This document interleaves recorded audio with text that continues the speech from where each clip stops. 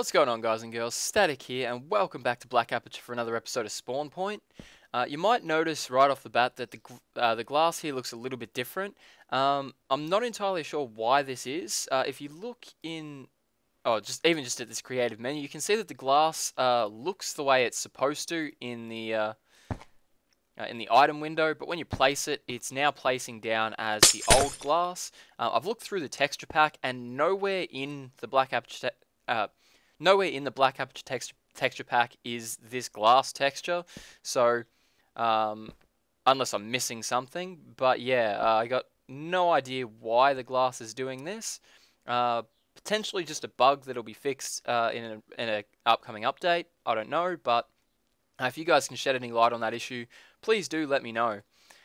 And in today's episode, as you'll notice on the wall back here, I've added a few of the new blocks from the 1.4 update.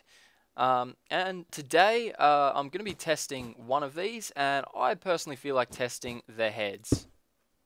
Okay, so as you can see, I've filled up all of the pads except for our usual test pad with the new mob heads, and I've tried to place an even number of each of the different types of heads, just in case they affect spawning differently in some way.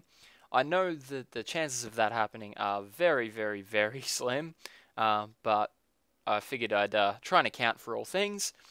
So that being said, let's flick off the lights and see if we can get any mobs to spawn. So as per usual, we're going to walk around the spawning lab, see if we can get any spawns on those back pads. And if not, we'll see if we can get a spawn or two on our test pad. We've got a bat spawning over the back there, but I want to wait until we see some hostile mobs spawning, because I'm not quite sure what the deal with spawning is for the bats. And there we go, we've got some hostile mobs spawning on our control pad, and nothing spawning at all on our heads. So I think that means we can conclusively say that mobs cannot spawn on the new mob heads. This is to be expected, as the mob heads are not a complete block, and in most cases, if the blocks aren't complete, mobs will not be able to spawn on them. So I think we'll just chuck our Steve head in the non-spawnable box there, along with our normal half slabs, redstone repeaters, cake, TNT, fence gates, lily pads, enchantment tables, pistons, chests, bedrock, ice, beds, ender chests, end portals, and our beacons, although those will need to be retested with slimes. Anyway guys, I hope you enjoyed today's video.